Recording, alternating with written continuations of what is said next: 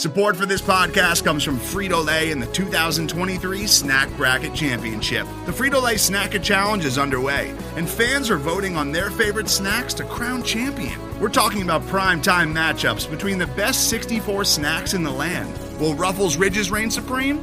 Can Doritos defend their dynasty? Or will Smart Food use their smarts for a surprise upset? Only you can decide. Get in on all the action for a chance to win up to $1,000 or a year's worth of snacks. Let your snacks be heard. Just go to fritolaysnacket.sbnation.com to vote and enter for a chance to win. No purchase necessary. Sweepstakes ends April 3rd, 2023. Void where prohibited. Year's worth of snacks awarded in the form of 52 coupons, each good for one bag of chips. See official rules at fritolaysnacket.sbnation.com. This is the Black Gold Banneret Podcast.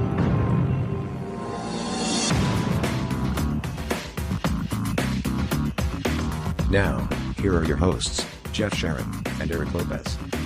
Welcome to the Black and Gold Banneret Podcast. Jeff, Eric, and Drew with you here for our first segment. Lots to talk about here is, my gosh, boys, we're coming off of a win this week. Coming off of a win. Oh, what Snap a win. aside, and what a win it was. We haven't won a football game in that fashion in a long time. UCF grinds out a win against ECU at home. Fourth quarter comeback.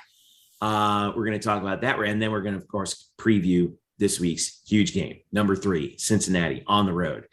Noon kickoff, ABC, Eric Lopez. It's a lot of eyeballs going to be on this one. Maybe not as many as we were thinking a few weeks ago, but still a lot of eyeballs. Yeah, I mean, we'll certainly see in a lot of obviously how the game plays out, but it could, this will be a marquee. Of course, UCF Cincinnati. Some would say this could be the marquee rivalry moving forward for UCF when they get into that other Big 12. Yep.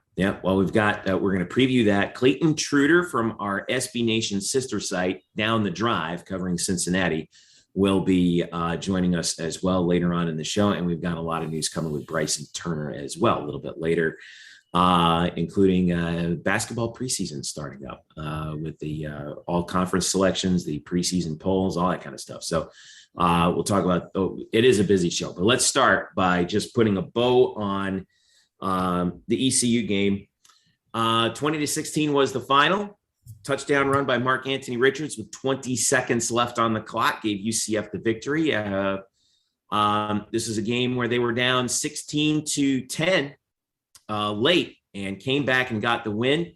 I thought it was a lot of patience showed by the coaching staff in this game, especially in the fourth quarter. It felt like they played everything right and got in order to get the result that they needed. We'll pull up some stats on this or a few of this, but I want to start with you, Drew. This is the first win since the Dylan Gabriel injury. So how much of a confidence builder was this game for not just Mikey Keene, but the entire team?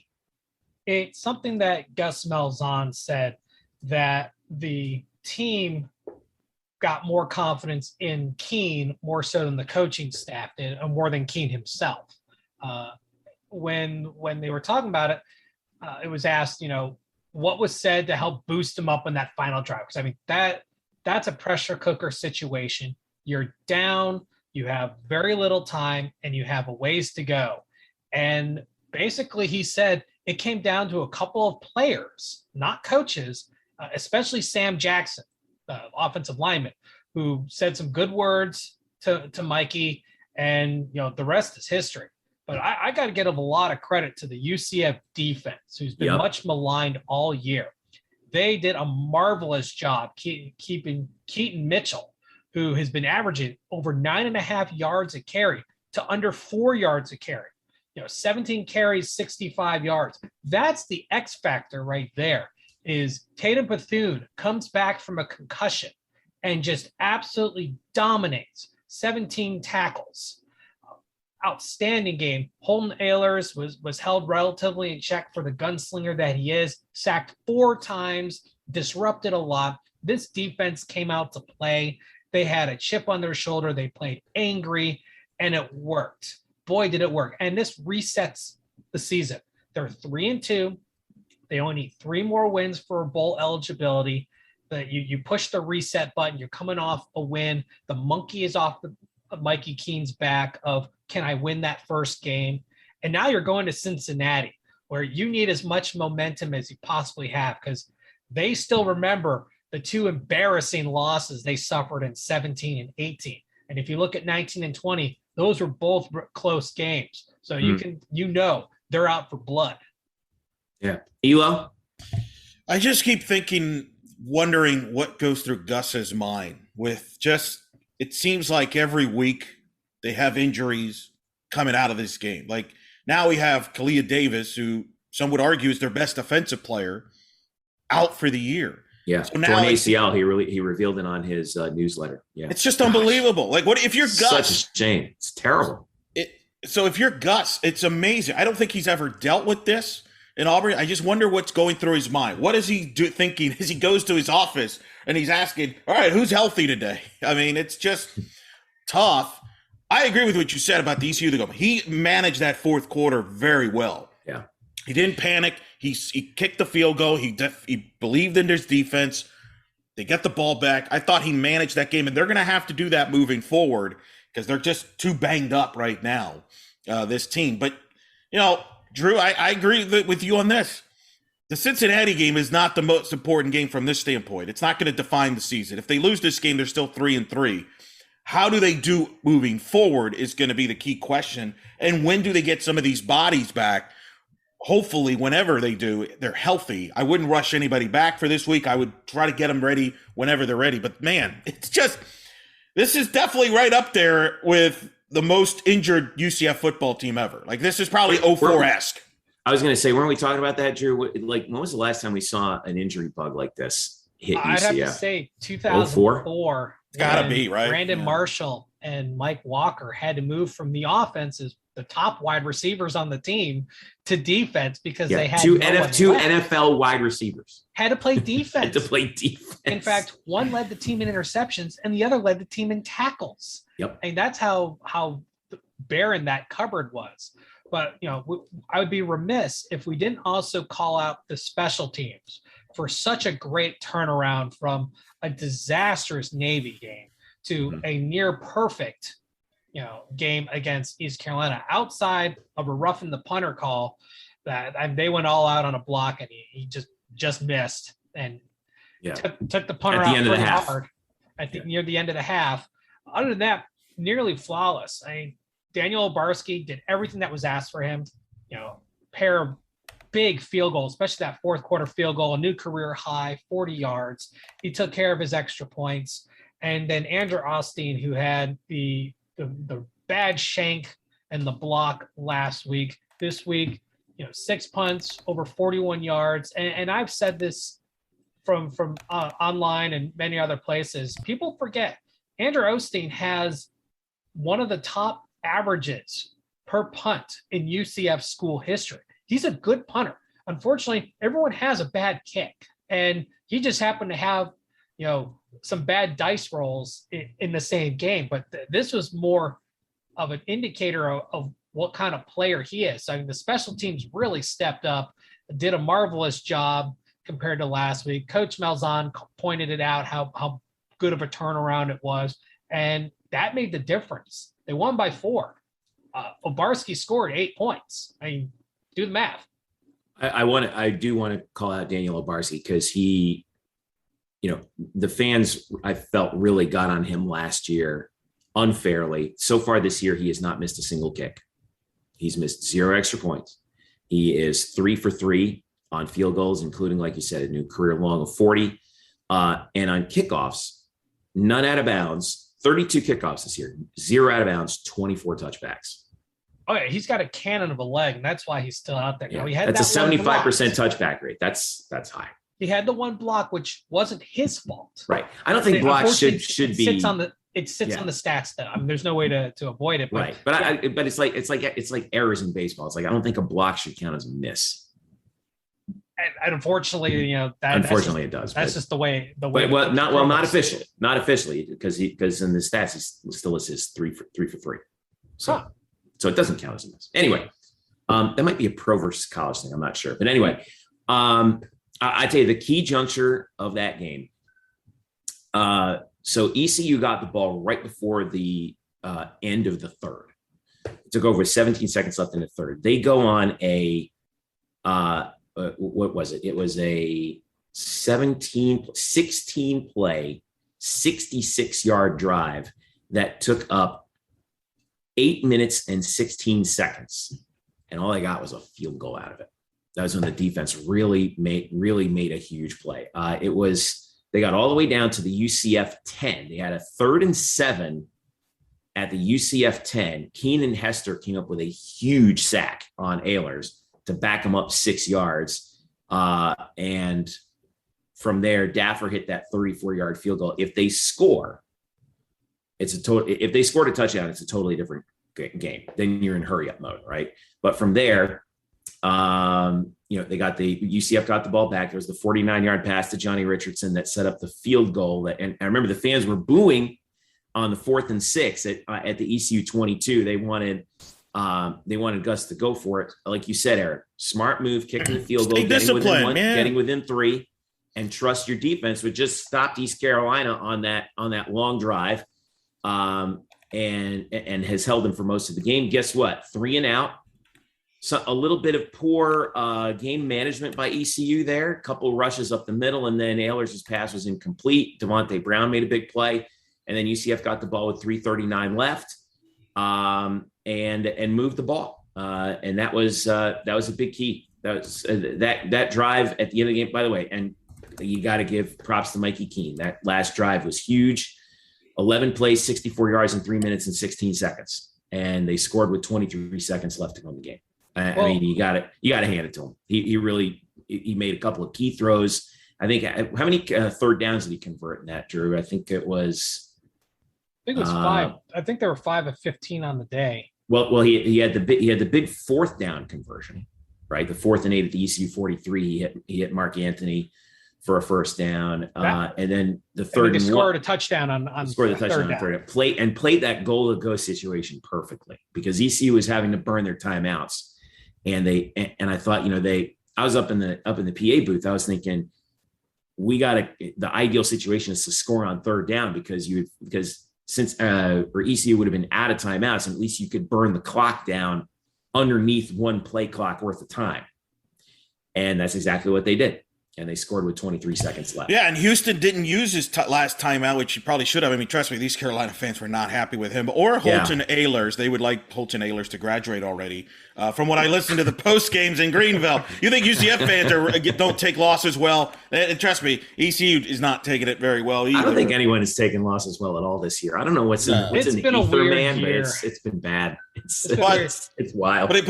But again, Gus did a great job. Again, he knew, and I think this is why I'm not like advanced analytics gets overblown. It's a nice tool to have, but you got to have a feel for the game. Gus had a feel for the game. He knew his defense was playing well. That's why you kicked the field goal there. I thought that was smart. If the game was 38-35 or whatever, or 38-31 or 38-32, let's say, at that point, maybe you don't go for the field goal there because your defense hasn't shown they could stop anybody. That's part of coaching. That's why I think I will say this. If there's a positive, look, some years are not your year, and this is clearly not UCF's year. Injuries, when you have a ton of injuries, that tells you pretty much it's a sign that it's not meant to be. This is the right coach for this situation. I don't think there's another UCF coach that they've ever had that could handle this situation. I don't think there's another UCF coach ever that would have won Saturday night's game other than Gus. I definitely don't think George would have won that game. I don't think Scott wins that game. I don't think Gene. Why? Because I don't think those guys could have handled all this adversity and being shorthanded. Gus did. I think he's that good of a coach. I think that may be a little bit of a stretch to kind of throw Gene in that, but I do want to point something out to kind of justify why they ran the ball on that last drive, Jeff. If you look at the previous 2 drives, they had 9 runs of 5 or more yards, and 6 of them on that big drive that opened the 4th quarter.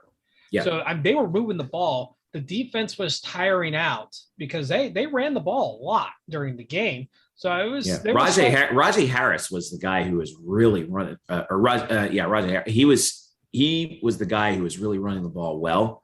Yeah, he was. I felt like UCF had no answer. Big physical back, and but they switched it over to Mitchell and on the first 2 downs, and Mitchell got nothing on those first 2 downs. UCF had Mitchell's number. It was just absolutely amazing. 39 carries total for the day, 141 yards. They out-carried UCF. They had fewer yards. They averaged only 3.6 yards a carry for the game as a team. And that's amazing. So even when they were starting to give up these chunk yards at the end, later in the game when they're starting to tire, they still played a phenomenal game. But that's kind of why they were trying to push the ball on the ground. But UCF, bend, don't break. Yep. And the other thing to keep in mind was the time of possession. UCF had the time of possession of over 27 minutes. That gave that defense a lot of time to rest, recharge, get energy, and renew focus. And I think that showed up on the field. So while, Malzahn's big on the no huddle, UCF fans love speed, slowing down the game was probably the reason they won the game. Well, he's big on varying speed. I think that's the key difference also. And we talked about this, in the offseason between him and Heupel. Is Heupel's just go, go, go, go, go constantly. He only knows one speed, and that's 8th gear, right? Mm-hmm. Gus has been very adept at pulling it back. Yeah, at sort of riding the throttle, right? They will go tempo when they get a first down to try and catch the defense off, off guard. But then he knows where to throttle. He knows when to throttle it back, and I think that's really good. So we spin this forward to Cincinnati now, and we're going to find out exactly. Well, not exactly, but we're going to find out I think this is a big character game for UCF coming up because, yes, you're coming off your first win since that 2-game losing streak. And when you think about it, guys, all the struggles that we've been talking about the last few weeks, UCF is basically 2 plays from being 5-0. When you really think about it. Yeah, but we could play that game with her. The Amari Johnson, the interception at the end of the Cincinnati game goes a different way. All of a sudden, boom, you're in field goal range. You win that game, and then Navy, you have goal to go. You're also 2 plays away from being 1-4 if we could play that game. So but considering where they are right now, sure, and all the kvetching that's been going on, I still think you should feel pretty good about where you are. Now, you're facing the number 3 team in the country at noon on ABC. And Cincinnati is wrecking people right now. They're the number 2 scoring defense in the country, the number 9 scoring offense in the country. They have Desmond Ridder. Interestingly enough, ECU game for UCF finally tied the all-time series at 10-10. UCF and ECU have played more than any 2 teams that UCF has ever played. This series at Cincinnati is tied 3-3. UCF's 3 wins all came consecutively by a combined score of 113-39 between 2016 and 2018. Since then, Cincinnati has beaten UCF twice, each by 3 points. The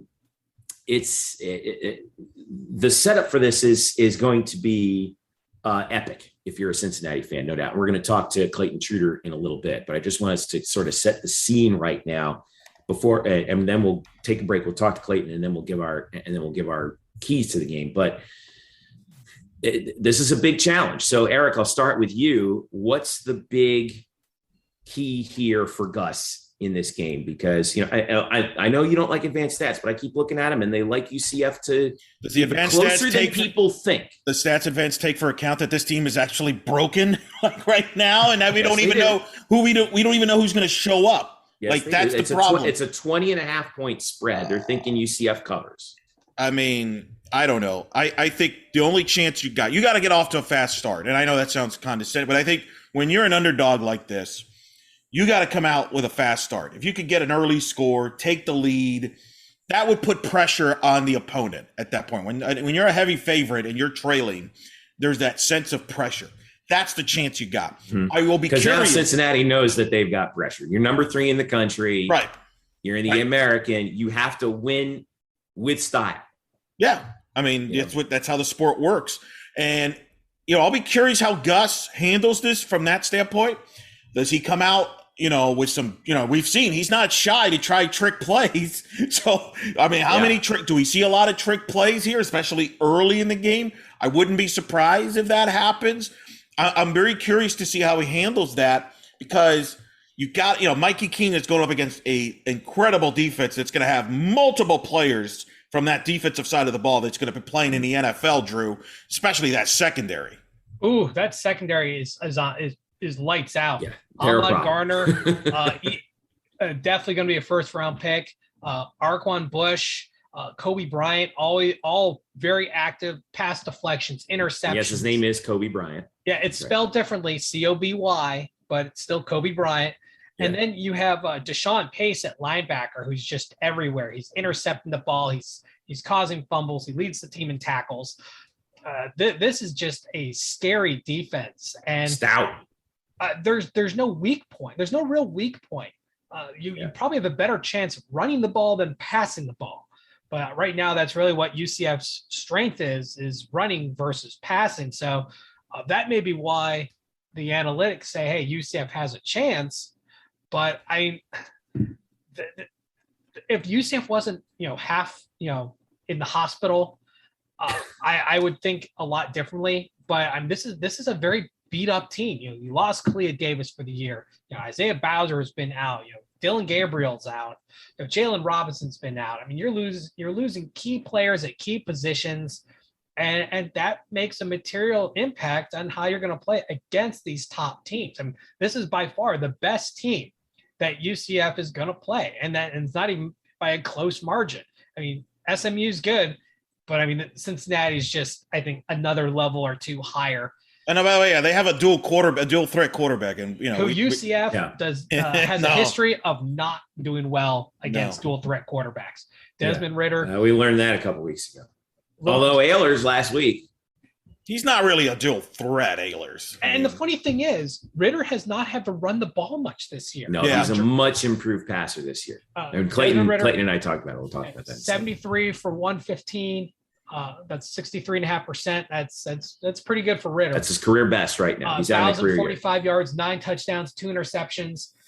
He's carried the ball 30 times for only 98 yards, but for him that's low. But he hasn't had to. He's had Jerome Ford, 67 carries, 367 yards, and a half dozen touchdowns to his name. So you have a capable running back of carrying it, and the fact that his throwing has been solid. And he hasn't had to really get challenged against really tough defenses outside of Notre Dame, where they just absolutely smacked him in the face. He hasn't had to tuck the ball and run, but he can, and he's good at it. And, UCF's defensive line is good at causing pressures. And so you're going to have to be aware that he could tuck it and run it anytime. He may not be as agile as Malik Cunningham for Louisville, but boy, is he a savvy runner. Yeah,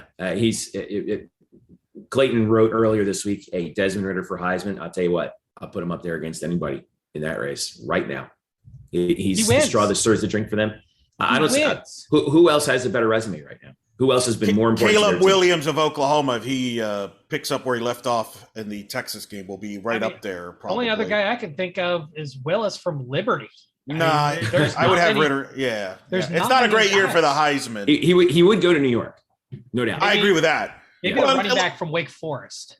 Well, and I think Desmond's also trying to move his stock up in the NFL draft. And we heard this. Well, mission accomplished, man. He's a big kid too. He's 6'4", he's a prospect now. He's a legit prospect. We talked about this before the season ever started.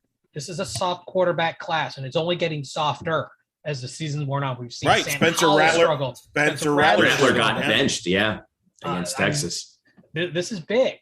And Desmond Ritter is the one rising up. We were thinking this would be a good chance for Dylan Gabriel. That didn't quite work out either. I know. So, we were also looking forward to just I was telling Clayton, which we'll hear in just a second, just an OK Corral shootout between Dylan Gabriel and Desmond Ritter. And I feel bad for college football that we've been robbed. Well, that would have been, I think, if that UCF been epic. If UCF was half healthy, especially with Dylan, this would have been an ABC primetime game, probably with Fowler and Herbstreit with game day there. Yeah. They probably would have gotten game day if UCF wasn't half up, hold up at home injured. Right. Force some turnovers. That's the other thing defensively, real quick. They got to do that. To pull Cincy this upset, is one of the nation's leaders in turnover margins. You got to hit him, so you got to turn it against them. When you're this big of an underdog and underman, you need the other team to help you out.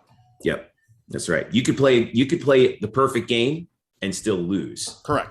In this game, but but if they play the perfect game, they're going to beat you. So, Stick around. When we come back, Clayton Trutor is going to join us. He's an editor. He's the editor of Down the Drive, which is our Cincinnati sister site on SB Nation. Talk about not just Desmond Ridder, but the rest of the Cincinnati roster, how Cincinnati fans view UCF. Really interesting stuff there. And the move to the Big 12 from the Bearcats perspective. We know all about it from UCF's perspective, but how did it feel being following Cincinnati and seeing them go to the Big 12? What does it mean for them coming up when we return? It's the Black and Gold Banneret Podcast. Back after this.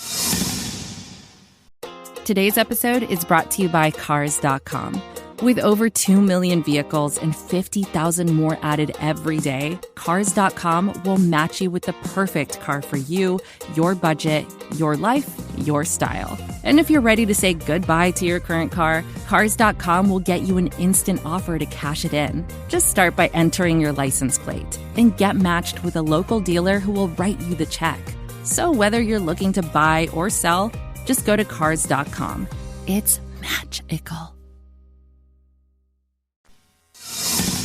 Welcome back to the Black and Gold Banneret Podcast. Jeff, Eric, and Drew with you. And also joining us a little bit earlier before we recorded, I hooked up with Clayton Trutor, who's the editor of Down the Drive, our sister site on SB Nation covering the Cincinnati Bearcats. Of course, Cincinnati number 3 in the country coming into their noon game against UCF at home. Something of a week of coronation with for the Bearcats, with a couple teams going down in front of them. They find themselves in position, at least as of right now, where they could be, if they run the table, in the college football playoff coming out of the American, something that UCF in 2017 wanted to do but couldn't. There's a couple different things that have happened to get to that point, but nonetheless, UCF has, at least, we think to some point, paved the way for Cincinnati. So what is the situation with the Bearcats? What do we know about Desmond Ridder? How much better is he than we have seen in the past? Lord knows he's been good against UCF in the past. Who else are some of the key players that we're going to need to watch wearing the red and black? What about the campus in general? What's the situation with the Bearcats and their move to the Big 12, which they will be coming up to that league along with UCF? We talk about that and more with Clayton Trutor right here. Joining me now from Down the Drive, Clayton Trutor, our SB Nation compadre covering the Cincinnati Bearcats, the number 3 Cincinnati Bearcats right now. Clayton, you guys must be in total heaven right now, like not really knowing what to do with that really low number right next to your name. How you doing, man? I've been doing fantastic. Thanks for having me on, Jeff. It's still weird to hear third ranked, although all I hear from the people is, well, we should be ranked second right now. So there's always people pushing for a little more. I think they're envisioning a rematch with Georgia kind of thing moving forward at this point.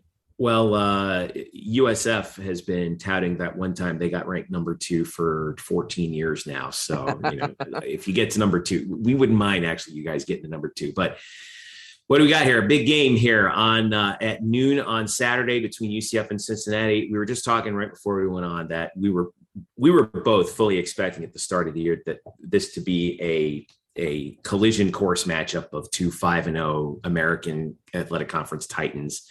And then, really UCF is 2 plays away from that, but true freshman quarterback Mikey Keene coming in. And then the story right now, I think, has been, you guys just scoring a ton of points on offense, and this defense, Luke Fickell's defense, has just been outstanding. 2nd in the country in scoring defense, 12.2 points a game, 9th in this country in scoring offense at 41 a game. So you guys are just waxing people left and right.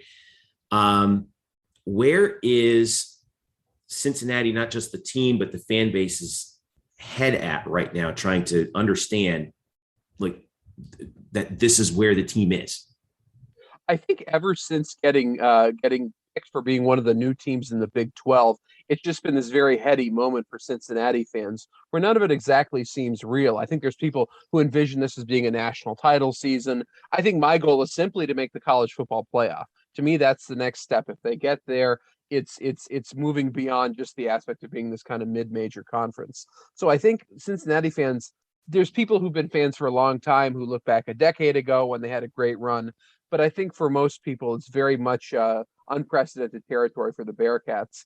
And in terms of having a face for it, in some ways, it's really all on Desmond Ridder's shoulders. He's really, even more so than Fickell, who's not, he's not the most charismatic guy. I think he's a very he presents himself incredibly well, but he's not a Bobby Bowden, he's not a Lou Holtz, he's not a coach who himself becomes the face of the program. Ritter, I think, really has it on his shoulders and has done incredibly well being the face of Bearcats of late, to the point now that the last two press conferences Cincinnati has had, they have their weekly presser with Fickle. Ritter is a part of it. Ritter comes on after and does his own address, which I think part of it's the Heisman campaign, but I think also part of it is that as they've become a national brand of late, he's becoming the face of this branding. He's having such a good year this year, 22 rush yards a game, but also, in terms of passing, his numbers right now speak for us. And he was known so much more to this point as a running weapon, even in the game last year down here against UCF. His running is really what won the day, I thought, for Cincinnati. But so far this season, 95 of 145, 1,289 yards, 12 touchdowns, only 2 picks. That's a pass efficiency rating of 164.74. And he's hitting on 13.5 yards per completion, which is the highest of his career to this point, as is 257.8 yards a game. When you look at how he's developed to this point, what has he improved on the most, and how have his NFL prospects improved over these first 5 games? I would say over the course of his career, and I think specifically in these 5 games, he's almost had an evolution like Russell Wilson, who was very much in college, early in his NFL career, a running quarterback. But his game changed as he got older. This is happening much younger for Ritter, but I think he's become more consistent as a result of being more of a conventional quarterback, one who can use his running skills when necessary. I envision in big games that he'll get more leeway to take off when he needs to, but he's certainly become a more consistent passer, a better decision maker. Early in his career, I think the problems were often first and second down, where he'd be a little bit lost on the normal plays, but then would make extraordinary things happen on 3rd and 17 or some situation like that. But simply being dependable in the more normal situations seems to be the area where he's gotten better, and has also become the leader of the team in the last couple of seasons as well. So he has that in his toolkit, his ability to run, but I think he's evolved as a passer over the course of his time at Cincinnati. He's got the size too, right? He's a big kid. Yes, he is. He's 6'4", 225. Yeah, big, strong kid. Yeah. He's gotten a lot of help from Jerome Ford too. And Jerome, I feel, is like one of those, like he's like the real unsung hero of the offense. So obviously you can talk about him, but who are some of the other unsung heroes really on both sides of the ball who've helped Cincinnati get to this position where they're 5-0, number 3 in the country? In the last couple of weeks, Alec Pierce has emerged as their go-to guy. Earlier in the season, that wasn't really the case. Ritter was spreading the ball around, but both against Notre Dame and then against Temple, Pierce just caught an ungodly number of passes, has proven himself to be more of a deep threat than he is typically. Cincinnati has other great threats at receiver. I mean, with Trey Turner and with Trey Tucker and Tyler Scott, they're both big play kind of guys. At tight end, they have a couple of good pass catchers with Leonard Taylor and Josh Wiley. On defense, their linebacking core in particular has emerged as a very impressive group of tacklers who clean up anything that's happening. I think people knew they had Mijay Sanders up front and they had the very vaunted secondary, but that linebacking core with Joel DeBlanco and Darian Beavers and Pace, among others, has really emerged as being one of the best linebacking cores in the country. And I'm not sure that people exactly expected them to be where they are now with that group of guys. Yeah, I'm looking at these numbers on defense, and they're just astounding. Averaging, they're 33rd in the country in rush defense, 2nd in the country in team pass efficiency defense allowed, 2nd in scoring defense, 5th in turnover margin, 1st in red zone defense. You guys just do not allow points. Where, if there is such a thing, I think there are times when UCF had it in 2017 and 2018, where there was a stretch of time when the only team that could beat UCF was themselves. Mm-hmm. Cincinnati feels like they're at that point right now. Where is, from your perspective, being so close to the team, the weakness that they might have? That offensive line is not tremendously experienced. Jake Renfro is almost the leader of it at this point as a sophomore center, but there's a fair amount of inexperience up front. And Notre Dame exposed it to some extent. I think if you watch that, when I watched that film back, what struck me is the reason Cincinnati won that game was basically because of Desmond Ridder. Their quarterback play was so remarkably better than what the Notre Dame had with the shifting quarterbacks. I think up front, Notre Dame was probably better, particularly in their matchup on their defensive front against Cincinnati's offensive line. Cincinnati ended up getting a lot of pressure against the Irish, but I think that's something that's suspect for Notre Dame and is a place that UCF could potentially attack on Saturday. Their kicking game is also very poor. Cole Smith was a very dependable kicker for Cincinnati last year. I believe he was honorable mention all AAC, but he's 3 of 8 right now, and he missed a couple of kicks in the Notre Dame game. So if it comes down to that, that would not be something I'd be very comfortable with as a Cincinnati fan. Even so, that was still your closest game, and it was an 11-point game in South Bend. I mean, you still won by double digits. So absolutely, and let me ask you also about Luke Fickell. We saw earlier this year the rumors flying around about him in USC. I know you're used to seeing all kinds of rumors about Luke Fickell over the past couple of years. What's the sense right now? If Cincinnati, say, runs to the conference championship, maybe gets a spot in the CFP, yes, the Big 12 invitation is there. It's just a couple of years away at the most. Do you foresee him staying, or is there a possibility he might move on? I feel like the only job he would potentially leave for is to go back to his alma mater at Ohio State. I think Cincinnati is sufficiently established now that if he had wanted to leave, he got offered a couple of lesser Big Ten jobs in the offseason, apparently, and he didn't take them. I think if he was willing to stay then, there's no reason not to hold out for the absolute most elite dream job for him. I think Notre Dame is also a potential wild card. He's a Catholic. He certainly was very complimentary of them all week. So that got me thinking, if for some reason that job became open, that might be another potential landing spot for him. But I think it's unlikely, other than a couple of positions he would consider leaving. Oh my God. There's no way Notre Dame is going to take 2 straight coaches from Cincinnati, man. Come on. There's no way the fans are going to love that. Oh God. I mean, no. Let me ask you about the program in general. Of course, UCF and Cincinnati are both scheduled to join the Big 12 officially no later than July the 1st, 2024. Give us the overall lay of the process, even over the long term, over the years of Cincinnati flirting with the Big 12. We know UCF's process with it over the years, and we were part of that thing a few years ago where they brought everybody in for the dog and pony show and then said no, and now they say yes. I think you guys have always been sort of tied in as a partner for West Virginia, and yes. But tell us about how that whole process played out for Cincinnati in particular. It really just seemed like a lot of cloak and dagger and rumors kind of thing for years. There was always whispers. It always seemed imminent. I part of me felt like it was never going to happen. It's just something people always talked about. People always assumed was going to happen. And every time it didn't, it was just this day of great disappointment. So I just said, let's stay where we are for now, was my attitude. If things evolve, we'll take it on. But for a lot of Cincinnati fans, it was a continuous preoccupation. I think from the moment when Brian Kelly was coaching there a decade ago, when they were incredibly successful, a lot of Cincinnati fans never gave up on the idea that was where Cincinnati belonged, that going 7-5 was not good enough for them, that they envisioned this program as becoming an elite college football program. So that's been a part of the Cincinnati conversation ever since Kelly was there. It's been a continuous drumbeat, I would say. And that's certainly the case with basketball too. I think in some ways the Big 12 will be a good fit for them too, playing in a little bit stronger basketball league. Because historically that was the straw that stirred the drink at Cincinnati. It's a relatively recent phenomenon since the year 2000 that football plays such a prominent role in the campus life and then just the national perception of the school. So I think it's a good fit in several respects. I look at West Virginia and have a bit of a fear though, because West Virginia really struggled for some time in the Big 12. It seems like they've turned things around, but I would say that's I have some concern that they'll be in that kind of a position when they enter this new league.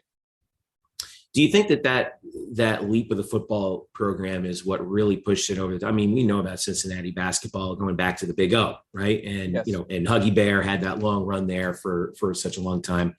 But how big was it to get the football program to where it is? Oh, I think it wouldn't even be a consideration if the football program wasn't in such a place. I mean, you look at what's happened around the country. It's certainly been football which has driven the transformation of these leagues more than basketball. That a program like Kansas was just kind of left out there and not even considered for all these other moves. As storied a basketball program as there is, I'm as big of a college basketball fan as I am a college football fan. So to me, it's a little. I was kind of frustrated by it, but. It's certainly football which has shaped this entire process, dating back to Penn State joining the Big East and all that stuff. So it's a very long term situation. How do Cincinnati fans view UCF as a program? With great respect. I mean, they're viewed as one of the other upper echelon teams consistently in the AAC. I think the year when UCF should have frankly won the national championship, I think that's a major consideration in Cincinnati's mind. What happened last year, they could completely empathize with UCF's situation. So I think they view them as one of the heavyweights and rivals in the league. And if other programs are going to join them moving along, that certainly made sense as being one of the other consistent powers in the conference.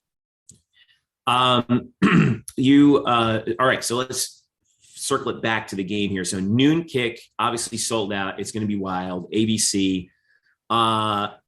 We were thinking there was a good possibility that even with UCF going 3-2 to this point, they're still just 2 plays away from being 5-0, like we were talking about, that this could have been a destination for ESPN College game day. And I think if UCF were healthier, if it was a, showdown at the OK Corral between Desmond Ridder and Dylan Gabriel, I think they would be there. They're not. They're going back to Georgia this week. So there's some disappointment among Cincinnati fans that game day is doing that, which they rarely do. They rarely go to 2 places in one place twice in the same year.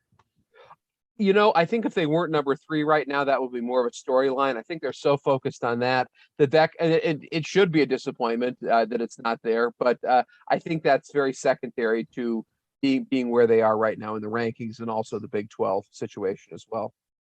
Yeah, y'all are waiting for that. You all want to go in undefeated for that SMU game on the 20th. That's where they're probably going to show up, I'm thinking, right? I would think so, yeah. Yeah.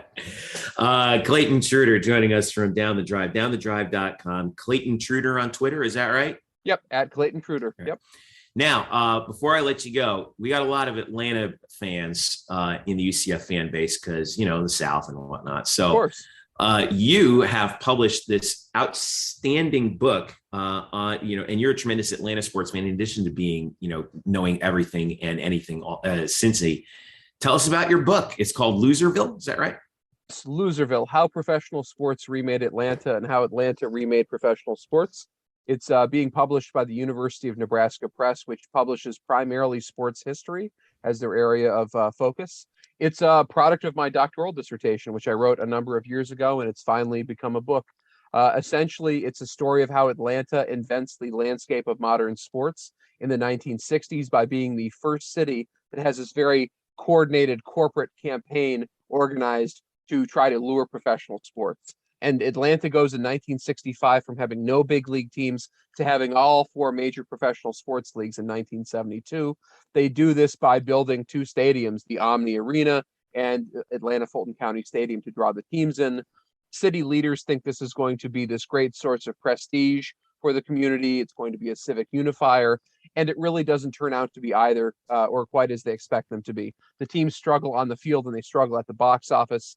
It's essentially a story of what became very common throughout the South and the West as cities got pro sports. Cities modeled themselves after Atlanta in terms of luring in teams by building stadiums, but the teams, often you had new ownership groups or unfamiliar with the sport ownership groups who didn't really know what they're doing. You had fan bases that had a lot of transplants from other places where people were loyal to their existing teams. And just because a team had Atlanta on the front of its shirt or Tampa or San Diego or Phoenix didn't mean that the local population was going to make that their pride and joy. So it's essentially a story of Atlanta sports in the 60s, 70s, and 80s, and how things don't quite work out as civic leaders intend. And it's available for pre-order on Amazon and Barnes & Noble and all those other places. Yeah, I know we got a lot of folks on UCF Twitter who are also big Atlanta fans. Of course, the Braves were baseball in the South for so long prior to the Marlins and the Rays. forgot all about that. It was a relatively short time that Atlanta acquired all 4 franchises in all 4 major professional sports, because the Falcons were an expansion team. The Hawks moved from St. Louis. Mm-hmm. The Flames were an expansion team before they moved. They were in Atlanta before they moved to Calgary. And then of course, what am I missing? Well, obviously the Braves moving from Milwaukee. So it was pretty quick. Everyone, I still think thinks the Braves are the standard bearer. Absolutely. And especially the run that they had 20 years ago of 14 or 15 consecutive division championships. Yeah. Division championships, only 1 World Series out of that, but still, multiple guys in the Hall of Fame. They to me are the standard bearer still, even as a fan, even though I'm not as, big a baseball watcher as I used to be, it's still something. And it's a shame that hockey couldn't work in Atlanta too. I mean, 2 franchises. It's not, I was there for the Thrashers. I worked actually in Tacoma when the Thrashers were there right before they moved to Winnipeg. And I remember they were literally handing people tickets outside of Phillips Arena, like saying, please come to the game. And one time actually, me and my now wife and my best friend, we went in and caught a game for free that they just gave to us. It was cool to watch hockey in Atlanta, but it was just, you're like, yeah, this is not going to work. Right. One of the surprising things is the Flames really drew well in their early years because it was such a novelty, particularly for affluent consumers on the north side of Atlanta. For like a 3-4 year period, it was the go-to gift for the holidays was to give somebody a partial season tickets to the Flames. It's like going to the ballet, like going to the theater, sitting in nice, comfortable seats. People would wear furs and suits and get really dressed up to go to the hockey games.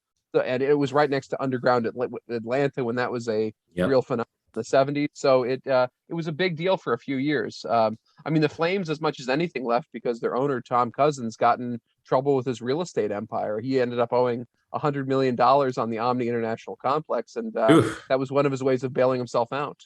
That'll do it. That'll do it. And then they moved to Calgary in 1980 and won the Cup in 88. So yeah, same GM. Yeah, that's true. So cool. So Loserville is the book. Make sure if you're a big Atlanta fan, I definitely recommend you pre-order it. When's it coming out again, Clay? Comes out February 1st, available for pre-order everywhere. Excellent. And congratulations on the book, and congratulations on the Bearcats on a really good season to this point. Noon kickoff on ABC, UCF and Cincinnati. Not quite what we thought it would be about 6 weeks ago, but it's still going to be a huge game. Clayton, where are you going to be? Where are you going to be catching the game? You going to be there? In front of my television. Okay, that makes 2 of us, so we'll be there. All right, man. I'll catch you on Twitter. Clayton Trutor on Twitter. Down the Drive on Twitter as well. DownTheDrive.com, part of the SB Nation Network. Clayton Trutor, thank you so much for joining us, man. Enjoy Saturday. Enjoy this run, man, because it's going to come to an end one day, and you don't know how. And then you're going to be like, remember that? I certainly will, Jeff. Thank you. Good luck for the rest of the season. All right. Appreciate you. Talk to you Saturday. Thanks to Clayton for his insight, and make sure you pre-order the book, Loserville, about Atlanta sports in the early part in the late 60s and early 70s. Really looking forward to that. Part of his doctoral dissertation, guys. Man, we're bringing in some heavy hitters out here.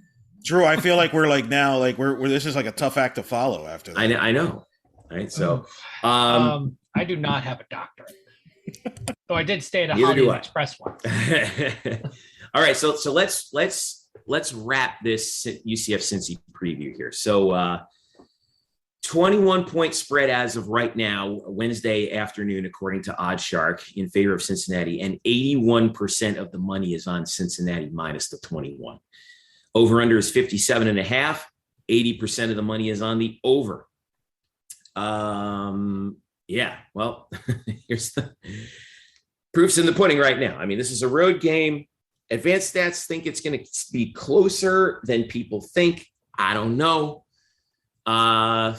Drew, what's the formula? What's the formula for Eric? We know what you said the formula was. You got to cause some turnovers, get an early lead, and then just hope Cincinnati plays into your hands. Drew, what about you? What's your formula? It's about containment. It's, bend but don't break. Make them have to win it on the ground, so you don't have to rely on The defensive backs, they had a great game against East Carolina, but Desmond Ritter is a smarter quarterback than Holton Ahlers. Ahlers is known to just chuck the ball. Ritter's not that reckless. His 2 interceptions is a good example as to why. So you're going to have to settle up more in the trenches. And, as long as Tatum Bethune stays healthy, they have a good chance. UCF showed a little bit of creativity on the defensive side last game. They started employing a nickel defense, which they hadn't done prior to this point in the season. They may have to do that for some points if they were airing the ball too much, give the defensive backs a little extra help by having that extra guy out there. And you have the linebackers with a lot of talent between Bethune, Jean-Baptiste, and Armstrong to cover a lot of the field. On the offensive side, no mistakes. There's no room for error. You basically have to play a flawless game. The offensive line is going to have to be very explosive to open up the running games. You don't have a big running back. Mark Anthony Richards is basically your biggest guy, and he's not a bruiser like Isaiah Bowser is, and I'm not expecting Bowser to play. I'll be pleasantly surprised if he does, but I'm not expecting. You got to plan for the worst and then hope for the best. Eric, I want to ask you about the game plan on offense against this vaunted Cincinnati defense. Every defense is vaunted, right? Mikey Keene right now, his numbers on the season, 43 of 68. That's 63%, just below Dylan Gabriel, who is 68% before the injury. 427 yards, 3 touchdowns, 2 interceptions. That comes out to about 6.3 yards per attempt. That's not very high. Is it what do you if you're Gus, what are you telling Mikey Keene in this game? What is your game plan? Do you think we're probably going to see more Joey Gatewood, considering that the key to keeping the ball from Cincinnati is just running the ball? We didn't see Joey much last week. Are we going to see more of him this week? And then what's the plan for Mikey Keene? I think you will. I think you're going to see Gatewood. I think you're going to see, I would not be surprised if you see multiple UCF players throw up ass in this game, because the problem is people are focusing on the yards, Mikey Keene is throwing average per attempt. The receivers are banged up. Well, the receivers are banged up. Like Jalen Robinson probably is out again. I'm hearing there could be other guys out. If you watch these Carolina game closely, there's some guys that got banged up in that game that doesn't look. We'll see if they play. This is going to be one of those where I would not be surprised, if 60 minutes before the game, you start getting some tweets from people out in Cincinnati saying, hey, this guy's not dressing up. He's not warming up or whatever. Oh, man, So running the football is the key. I think getting the ball in Johnny Richardson's hands is a key. I thought they found something there with him in East Carolina. That guy, running the ball and catching the ball. He's got to get to the outside. That's right. Got to get to the outside. When he got to the outside on that 49-yarder, that was the biggest play of the game, I thought. Right. There. But the thing is, I'm really interested to see how Luke Fickell handles this situation, and his defensive coordinator, Mike Tressel. Drew, can you explain to the audience who Mike Tressel is and who he's related to? Just happens to be the nephew of former Ohio State head coach Jim Tressel. I wonder how he got there. Who was the mentor? Well, Fickell and him knew each other already. Because Fickell's I'm being Ohio facetious. State guy. Well, a little UCF. It's all tied together. Well, speaking of ties, Jim Tressel was the head coach at Youngstown State when he brought him into the then Citrus Bowl back in 2008 to face Dante Culpepper and UCF. 1998. Yeah. And that was my first UCF game ever. You're old. And it was Jim Tressel, who's the head coach at Youngstown State in 1990 when UCF beat them in the 1AA playoffs. One of the biggest games in UCF's FCS history too. So I'm curious to see, because obviously Cincinnati's game plan the last couple of years is to play the pass, right? The 3-3-5 defense. Well, I'm wondering now, do they adjust and try to take out the running game and dare the freshmen to throw the football? I think they're going to bring some pressure. So look, when UCF gets opportunities also in the Cincinnati territory, got to score.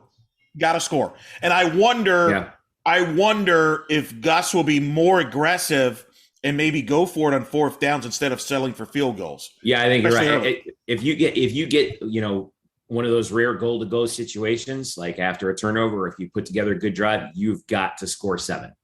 You can't go up especially 6-0 in the There's first no quarter margin with of 2 error. field goals. Well, and playing you got to put him down 14-0 early, and just punch him in the neck.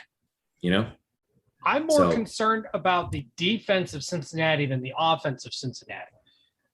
Aside from the fact they're both concern worthy. Let's be honest. Well, I mean, they're both concern worthy, but I mean, if you had to put one over the other, UCF's defense, I think, is actually in better shape than the offense as far as from a health standpoint, even with the loss of Kalia Davis.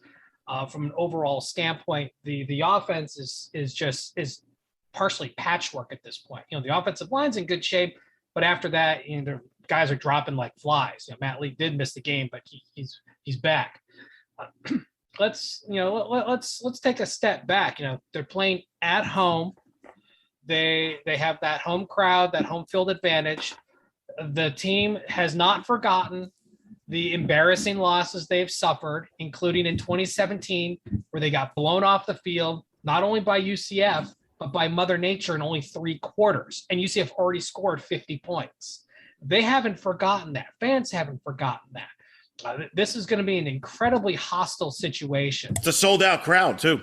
Yeah, sold out. It's gonna be loud. They don't care that it's a noon kick. They don't care. That place is so. By the way, Nippert, underrated stadium. It's nestled right there in that campus. It's in between the buildings. It's a cool place. Around.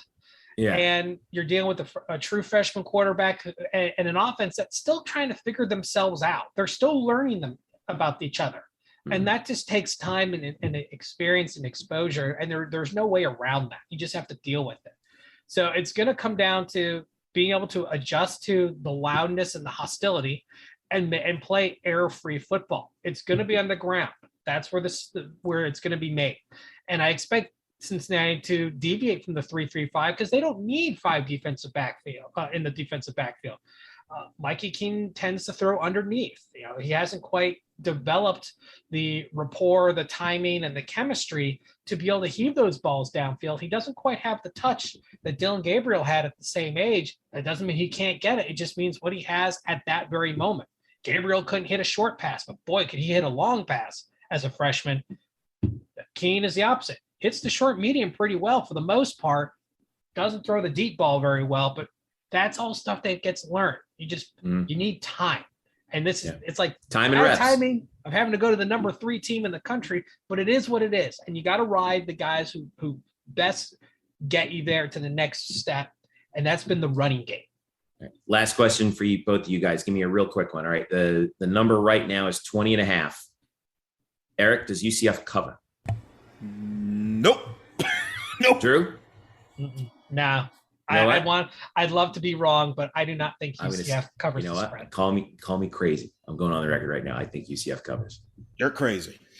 Go ahead. You're crazy. I don't know. Maybe Cincinnati, unless Cincinnati's like distracted. Got a weird feeling here. It's like I think Cincinnati's going to start to feel pressure now, and you just don't know what that does to a team. They haven't really played with real pressure yet. They're going to start playing with pressure now. They had a close game against Temple. 52-3. Yeah, whatever.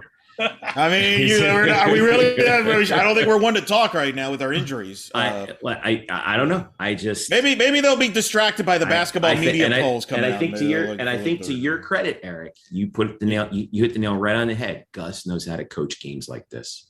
No, he does. And I will say this: in all seriousness, I would stay away from this game. I would not if I'm only answering the question because if you force me to pick one, I pick that side. And the key number there is 20.5. If that thing goes like 21, 22, I actually might take UCF. That extra half point does make a difference because I think 3 touchdowns is the right number. Drew, look at Eric making an excuse with the hook there. Come on, a shovel helps you dig faster. I mean, it does make. I mean, people that follow us, as me and Drew are very experts in this. It's a big difference. But I would say I shy away from this because I do think Gus, as an underdog, we've seen him do it against Alabama, and he's done it before. Maybe we'll see. But he needs bodies. His Auburn team never had the amount of injuries. No, that's the problem. No, he's never had to deal with the injury, by the way. He said so. He said so, too. It's unbelievable. Yeah. I mean, you got to play with the guys you got, and you can't just pull them out of thin air. It's what happened last year to the defense, where a lot of players got hurt or dismissed, and you're putting freshmen in that really had no business being on the field at that time, and they got chewed up and spit out. You're seeing that here where guys you don't expect to be on the field, like Mikey Keene, you didn't expect him to have to play meaningful time in 2021, but here we are. And is he ready? I mean, as ready as he possibly could be, but from the grand scheme of things, no, almost no true freshman is really ready to jump into this situation. Yeah, it just is. But you never know. You never know when a guy has that breakout game. So we'll see. I'm really interested. That's a tall challenge going against Luke Fickell's defense, but if anybody's up for it, Mikey Keene is. So, all right, let's take a break. When we return, our main man, Bryson Turner, is going to join us, and he's going to talk about all the goings on in UCF's Olympic sports: volleyball, soccer, golf, with a big week coming up. That and more. Hoop it up. We got some hoops. And we got basketball too to talk about as well. Stick around. It's the Black and Gold Banneret Podcast. Don't go away. Welcome back to the Black and Gold Banneret Podcast. Jeff Sharon, Eric Lopez with you here. Let's real quick talk a little basketball here, Eric Lopez. The preseason polls and all conference teams are out for both men's and women's basketball. Ladies first, UCF picked second in the American in media days. South Florida, the unanimous number one in the American. Houston third, Tulane fourth, Temple fifth, Cincinnati sixth. UCF was essentially the unanimous number two, because remember, the coaches vote, but you're not allowed to vote for your own team. So UCF is sitting there at the number two spot. What are we thinking right now with this? I mean, I think that's pretty much the consensus. I don't think that's a surprise where they landed. Those are the top two, but I am shocked at how wide it is. And we'll get into this down the road when we do our basketball special. I'm now convinced there is not a more disrespected UCF team on campus than UCF women's basketball. I think this is South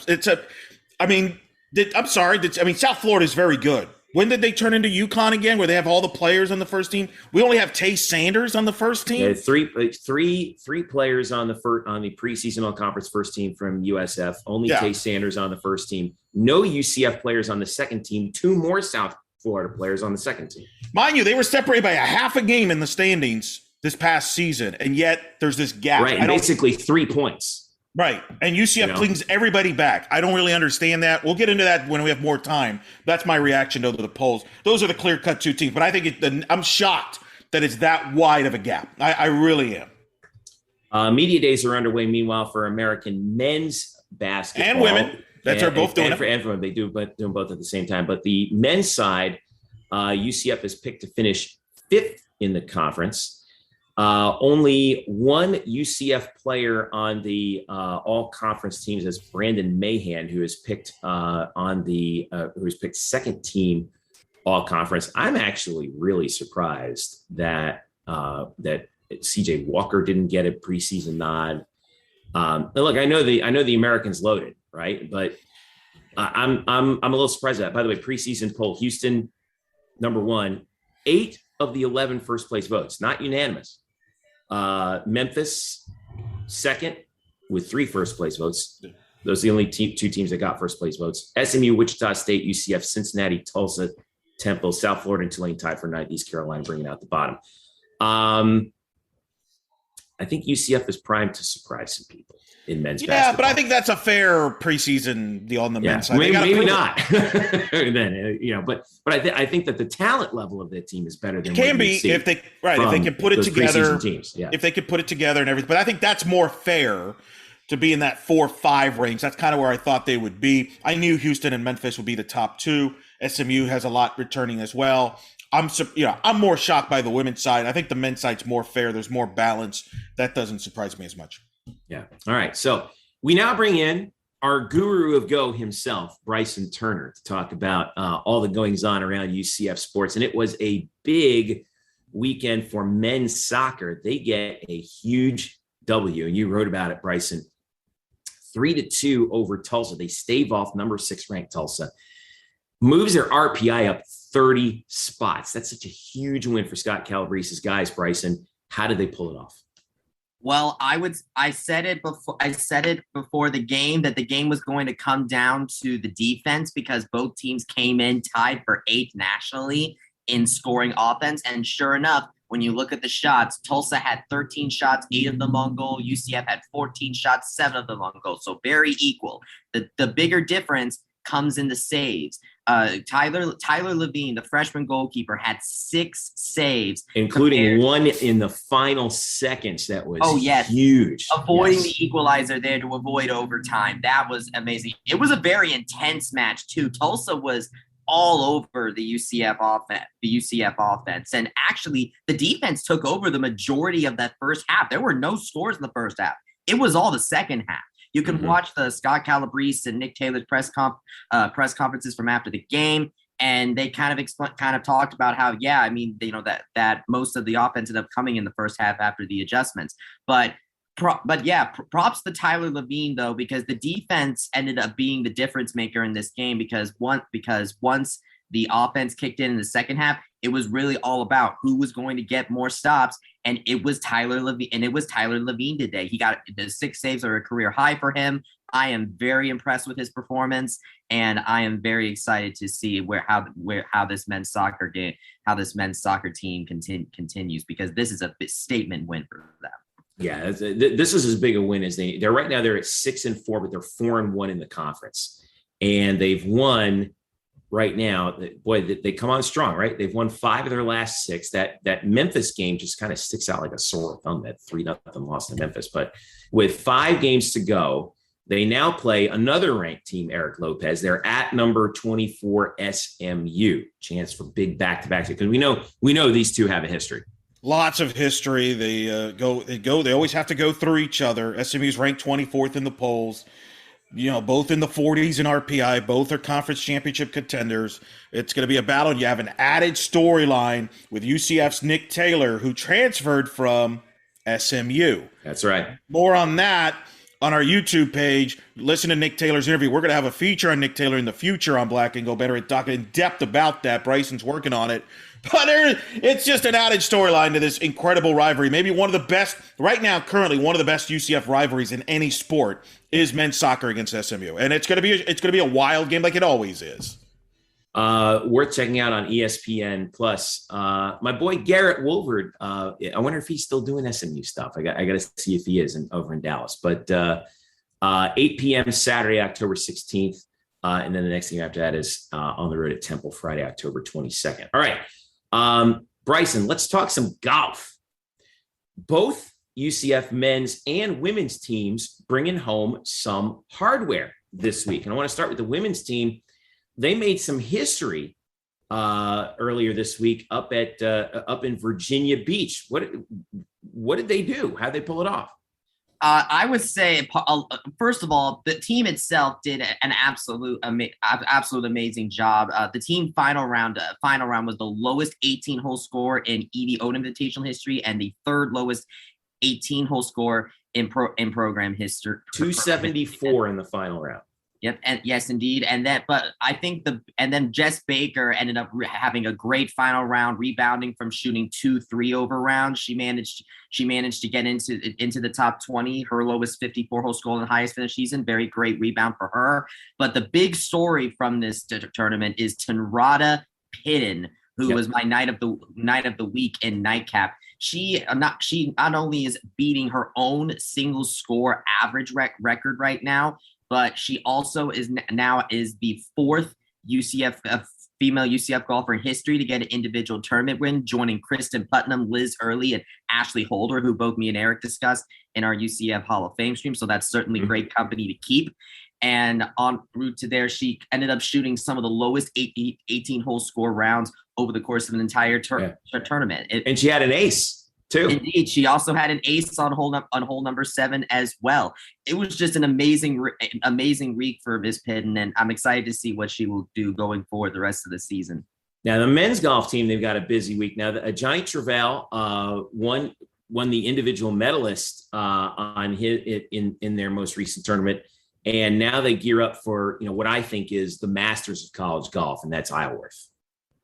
Yes, indeed, Jagrom. While the team did finish third in the team standing, they finished 5 strokes behind High Point. Though a 14 under par team performance is certainly nothing to slouch at.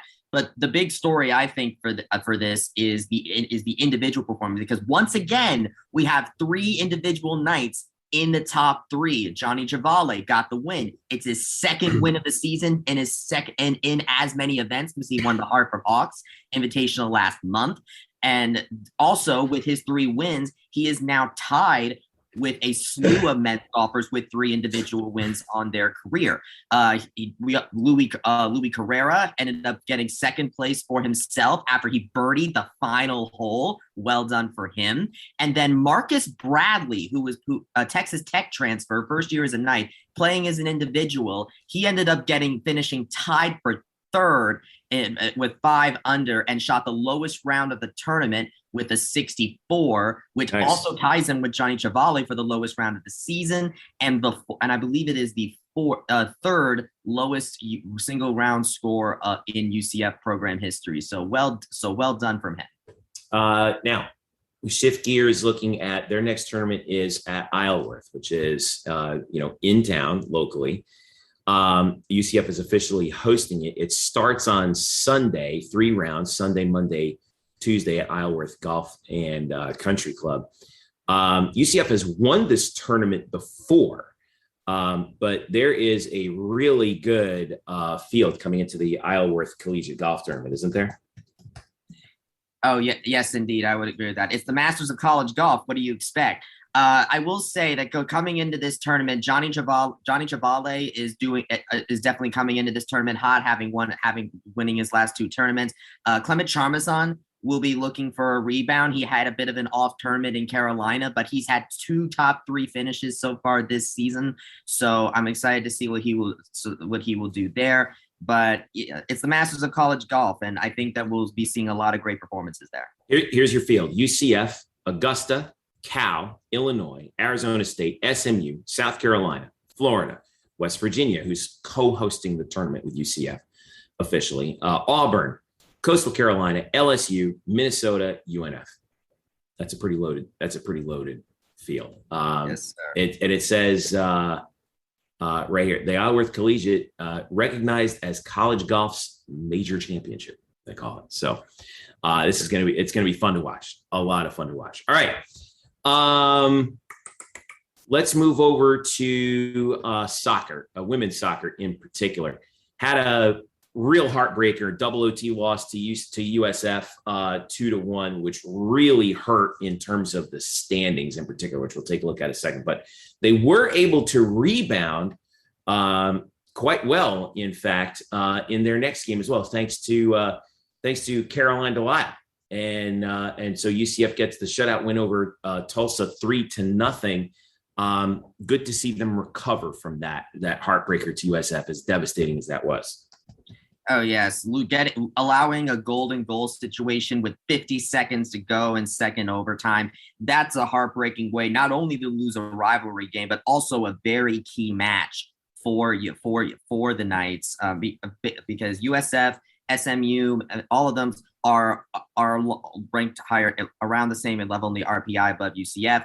And winning that, we've said it before, winning that game was a result that the UCF really needed in order to establish itself in the conference, and it ended up not happening. I mean, looking at both USF and Tulsa, the narrative is still really clear. UCF has gotten plenty of offensive opportunities. The problem is that they haven't been able to. Is that their defense has allowed too many good shots on goal through less total shots. So I would say that's something that the team would have to look at. Also, USF had an All-American goalkeeper, which helped neutralize a very good UCF offense. Kristen Scott scored her first goal since September 19th, which has been a while. So good to see Kristen Scott get back on the board again. But yeah, I'm glad to see women's soccer get that one in the win column. But as far as their RPI ranking is concerned, I think that's something that we might want to monitor going forward, because while they have been able to hang with some of the top of the conference, they haven't really been able to pull off the wins. Well, right now, Eric Lopez, even at 6-5-1, they're 45th. Where does that really put them? Is that squarely on the bubble? Oh, yeah. Okay. Yeah, that's right on the bubble. Chris Henderson, who covers women's soccer very well, he just did his first mock NCAA tournament projections. He has UCF among his last handful of teams in. He has South Florida as one of the first 4 out, which surprised me a little bit. And the reason he said that South Florida, the lack of top 50 wins is what's keeping South Florida out and has UCF in. That's why he has them in. That being said, UCF needs to take care of business here and get some wins here moving forward, because they're not going to be playing top RPI teams down the stretch here. So you can't have any slip ups. So look, they're still in position to make the tournament, but there's a very thin room for margin for error there. I too agree with Chris on this. The American has a chance to get 4 teams in, but I don't think there will. I think there's only room for 3. So somebody's going to get left out. It's either going to be UCF or South Florida or Memphis. And I don't think it's Memphis. Memphis is leading the league right now. Yeah, Memphis right now, their RPI is 34. South Florida's RPI is 40. UCF's is 45. So even though right now UCF is actually 7th in the conference, yeah, they are one of those 3. And that's really interesting. And even though South Florida has a head-to-head win in RPI, but again, he pointed out UCF has more top 50 wins, more quality wins. Right. And this is something I've spoken to the committee about. They look at the body of work. They don't look at one match or this or that. There's a lot of variance. That's very important to monitor, to keep in mind, not only in women's soccer, but in volleyball. By the way, USF's next game at Memphis. Yeah, big match. On the 17th. Yeah. So as far as UCF is concerned, as I hurriedly pull up their schedule. Women's soccer actually has the week off this week. Their next match is on October 21st in Greenville against East Carolina. They have their home regular 3 season matches finale. left. Yeah, 3 matches left. Now at ECU, home for Temple, at Cincinnati. So to give you a perspective on that, ECU right now is 5th. Temple is last. Cincinnati is 6th. So gotta win. You gotta win out. You gotta win out. So we may as well assume that we're all going to go up to Memphis for the conference tournament. From there, you got to win out and get yourself in position, because everyone else actually is going to have one more game to go than you do. So, all right. Moving right along on that, Bryson, volleyball. They split their 2 matches this year, or this weekend, I should say, suffering their first conference loss in 19 matches against Houston. It went 5. You were there. That was a tight one. Houston looks good. They're tough, and I thought that Houston would be a real challenger for the Knights this year, but I also thought Tulane would be, and then UCF 48 hours later goes out and takes care of them in 4. So all in all, what's the situation with UCF volleyball in your opinion? Because right now they're in a 3-way tie for first place in the conference with Houston and Cincinnati. They don't have that tiebreaker now against Houston, but still in a good spot, I think, right? Yes, I would say they're still in a good spot. Looking at the match, UCF had a similar situation they did against Wichita State, where they won the first set, lost the next 2, won the 4th one, and then they went to the 5th set. This time around, it just didn't work out. They lost the 5th set 15-12, very close match. So we said that Houston would probably be the team in conference that would give them the best chance to get a conference loss, and that ended up coming to pass.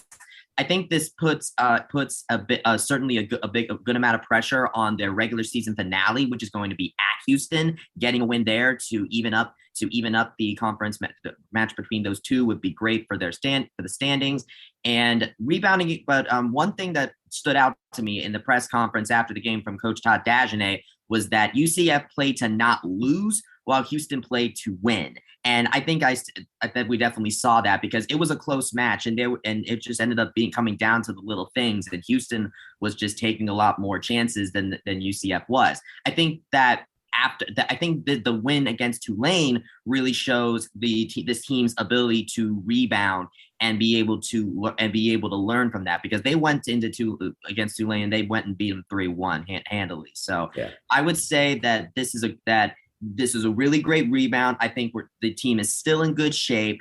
That said, though, I would say that there's definitely going to be some that makes that regular season finale all that more important. Right. They wrap up the season against Houston in Houston. UCF's RPI right now, Eric Lopez, 19th, despite a 12-6 record. That's ahead of Minnesota. It's ahead of Florida State. And it is way out in front of the nearest AAC contender, which is Houston, but they're 45th. Well, and that's kind of the problem UCF's going to run into here as we move to the last month here. Miami, for example, is 17. Miami's hosting Pittsburgh this Friday night on volleyball. That's a big match. So Pittsburgh's number 2 in the RPI. Yeah. If Miami keeps playing well, which they have since they played UCF, there could be the team that ends up hosting, and UCF may end up going there as a 2 seed, which means they might likely play Florida in the first round, which is not easy. And then you have the ASUN champion, whether it be Florida Gulf Coast or North Florida. That's going to be the interesting debate. The problem is UCF's not going to have enough top 50 games down the stretch compared to the Miamis and the Florida States. That's where they may get caught. But you need Houston to keep winning so that can be a top 50. Absolutely. You need to, and you need hopefully somebody else to step up. But in the meantime, now UCF's got this long road trip, Jeff. You can't have more slip-ups because, look, Todd would be the first to tell you. If he was on this show right now, he says, I don't care about all that stuff. You guys are wasting time talking about the RPI because we're focused on trying to win a conference championship. And in this league, he said it, you're not going to go 20-0 in this league. And I think Houston announced themselves as a legitimate contender with that match. Wednesday at USF. So yes, road game, not very far to travel. October 17th, that's Sunday at Temple. October 22nd, Friday at SMU. October 24th, Sunday at Memphis. Those are UCF's next 4 matches. They are not back home until 2 days before Halloween when they take on Tulsa, October 29th, Friday, 7 p.m. So that's going to be a long time before we see them on the home floor. Real quick before we wrap, tennis, UCF had a couple tennis players competing in the ITA All-Americans, Trey Hildebrand, Bogdan Pavel as well. And then the women's tennis also competing in those off-season tournaments. Evgenia Levasheva and Valeria Zaleva in South Carolina both went 1-for-1 in the tournament. And then a little bonus for Bryson, UCF had 2 alumni competing in the new Premier Rugby Sevens, a professional Rugby Sevens league. Kristen Thomas, of course, who's just fresh off of the Olympics, and Courtney Keel, who used to be the president of the UCF Women's Rugby Club, competing in that touring league. So make sure you read up about that in the nightcap, which you can check on Black and Gold Banneret, courtesy of our very own Bryson Turner. It's Bryson Turner on Twitter. Thank you, Bryson. Thanks very much, Jeff, for having me on. Always love sifting through what UCF has to offer, and I'm very excited to see what else is in store this season, especially that men's soccer match coming up. All right, everyone, make sure you follow Bryson. It's Bryson Turner on Twitter as well. Elo, busy week. Where are you going to be watching this game, the Cincinnati game? From home, hoping for the best in a fetal position, probably. And it's like a hurricane, right? Can I join you, Eric? Yeah, it's like a hurricane. You hope for the best and you prepare for the worst. Pretty much. That's pretty much my approach to this right now. I still have a good feeling. I'm glad you do. You might dress up. You might need to be dressed up. Who knows? I still have a good feeling. I don't know what it is. I'm not over here saying we're going to win. I'm not over here saying we're going to lose. I'm just saying, I don't know. I think we'll be. It should be a nice sunny day in Orlando. So it'll be all right. 12 noon kick. ABC, UCF against Cincinnati. Thanks again to Drew also for stopping by with us to talk football. Statboy Drew on Twitter. You can follow Eric at Eric Lopez Elo. You can follow me at Jeff_Sharon. You can follow us collectively at blackandgoldbanneret.com, UCF_Banneret on Twitter, Facebook.com/blackandgoldbanneret. And I do want to send out a very special thank you to the producers of Our Time UCF Football, who snagged a couple of segments from last week's podcast and put it on the most recent episode. I almost passed out when I saw that to start the show. That was so awesome. Thank you so much to the guys. Hey, we know someone's listening, guys, right? ESPN. Holy smokes. And make sure you check it out. It's amazing. It's such a good show. Our Time UCF football on ESPN Plus. Folks, if you don't subscribe to ESPN Plus yet and you're a UCF fan, what are you doing with yourself? You need to subscribe to it. They are where you can hear Eric calling games for softball. You can hear me calling games for volleyball. You can see soccer. All these exciting sporting events that we talked about, they're all on ESPN Plus, and you can get Our Time as well. It's really fantastic. I hope you guys get the chance to check it out. Again, thanks again to the production crew and the producers and the editors from ESPN Plus for Brett Terhune and Bo Mattingly. Wow, what a job they're doing with that. And we're very, very thankful that we were included in that. That was very, very cool. Unexpected. Very cool. Thank you, guys. For all of us here at Black and Gold Banneret, I'm Jeff Sharon saying thank you so much for listening. This has been the Black and Gold Banneret Podcast. You can subscribe to us on Apple Podcasts if you're on an iOS device. If you're on Android, you can subscribe to us on Spotify or wherever you get podcasts. If you do subscribe to us, please leave a comment and a rating. If you don't, please do subscribe to us. Also, if make sure you leave us, you can send us messages at UCF_Banneret. We'd love to hear from you. For all of us here at Black and Gold Banneret, I'm Jeff Sharon saying thank you for listening. Enjoy the game on Saturday. Catch you next week.